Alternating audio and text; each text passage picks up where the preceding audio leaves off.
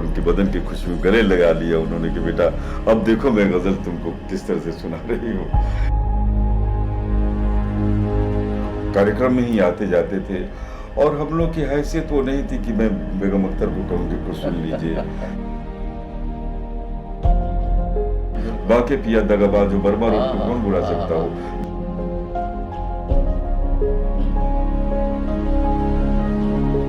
तो उन्होंने मुझे चुना और बॉम्बे ले गए।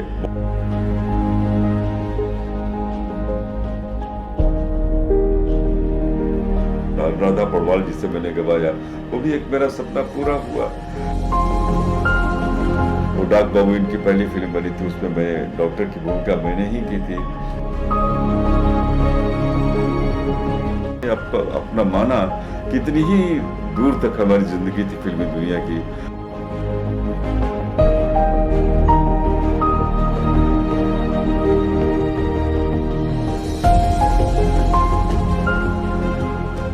और रेडियो से अब हमारा रिश्ता नाता टूटने वाला था, क्योंकि मैंने ये निर्णय लिया था कि अपने गायन के लिए, अपने साहित्य के लिए और अपनी प्रतिभा के लिए मुझे अब आकाशवाणी को छोड़ना, ऑफिसर नहीं बनना है। जब तक मैं कलाकार था ठीक था, लेकिन मैं ऑफिसर बनकर अभी डीडीजी होगा, डायरेक्टर जनरल होगा, तो मेरा गाना बजाना सब कुछ खत्म हो जाएगा। अच्छा, ये जब आपने इन परिवर्तनों की बात की और बहुत सारा आपने जो काम किया, अचानक ऐसा क्या हुआ कि रेडियो से आपका मोह भंग हो गया और आप फिर देखिए, दो घटनाएं ऐसी घटी उस समय। अब ये क्या कहते हैं कि सिन्हा साहब स्टेशन डायरेक्टर हुआ करते थे।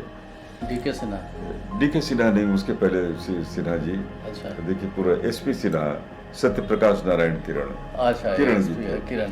हाँ, और बशीर अहमद भट्ट के समय में स्टेशन मैं कार्यक्रम अधिशासी बना था। तो बशीर अहमद भट्ट जब जलंधर गए तो उन्होंने मुझे गाने के लिए बुलाया। तो उन्होंने, किरण जी ने कहा कि मेरा ऑफिसर जलंधर कहाँ कहाँ गाते चलेगा, नहीं छोड़ दीजिए। छोड़ दिया मैंने।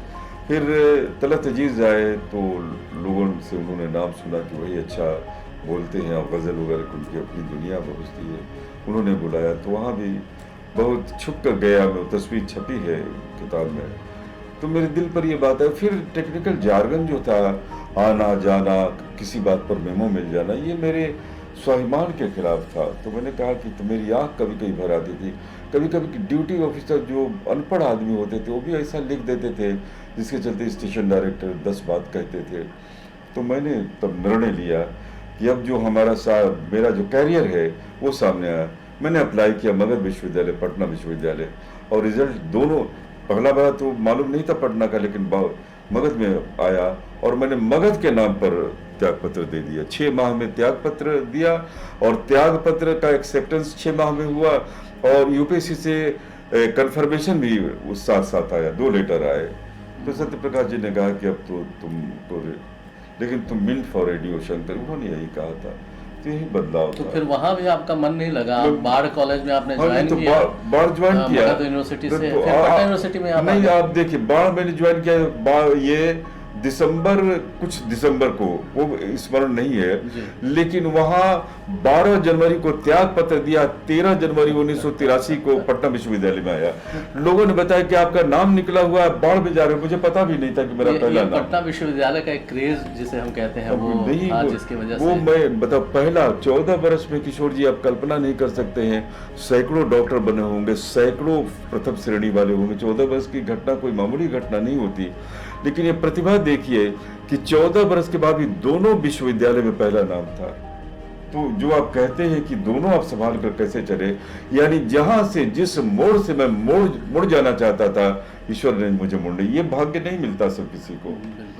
आप चाह करके तड़प कर रह जाएंगे, आपको वो नहीं मिलेगा, ये ईश्वर ने दिया।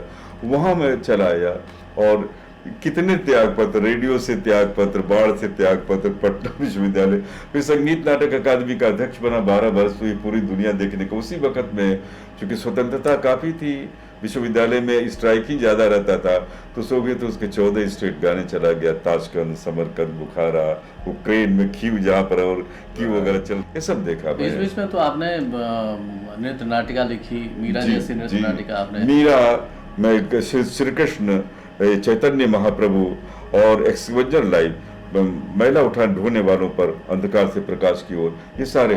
और इसके अलावा 20 से 25 नाटकों का निर्देशन किया, जिसमें ध्रुव कुमार जैसे एक्टर को उसैया भाई कोतवाल में हीरो बना दिया मैंने। तो ये तो मुझे लगता है कि एक आदमी सचमुच सोचने के बाहर है। दिलीप कुमार केवल एक्टिंग करते थे, जगजीत सिंह जी गजल गाते थे, बेगम अख्तर गजल गाती थी, लेकिन पढ़ाई उन्होंने।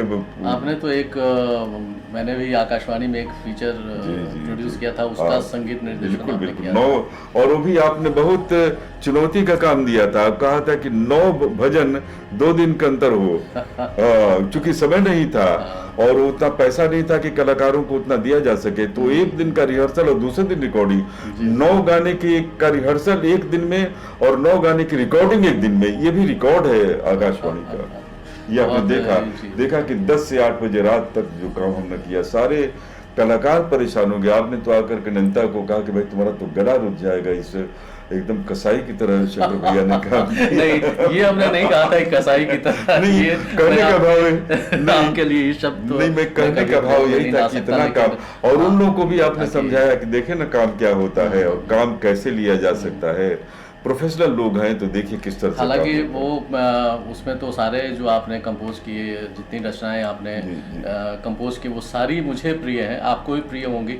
उसमें से कोई एक चुनना तो बड़ा मुश्किल होता है कि अच्छा ये पसंद है या ये पसंद है। लेकिन तो बंधु चरण सरोज तिहारी ये सूरदास का था, बहुत मतलब कि धीमी बहुत गति, आनंद देने वाली रचना थी। ये भी थी, या वो भी क्या कहते हैं कि जसोदा हरिपाल ने झुलाविया, जय जय श्री कृष्ण शिवरंजनी जो मैंने किया था। जी जी, अच्छा उसमें से कोई सुना। अब आकाशवाणी पटना के लिए उस समय आप ही इंचार्ज से हेड प्रोग्राम थे, और आपने 9 भजन कहा कि तैयार कर दूंगा, लेकिन 2 दिन का समय दिया आपने। तो उसमें से एक भजन जो मुझे बहुत प्रिय है, खमाज राग में किया था मैंने, सूरदास की रचना है।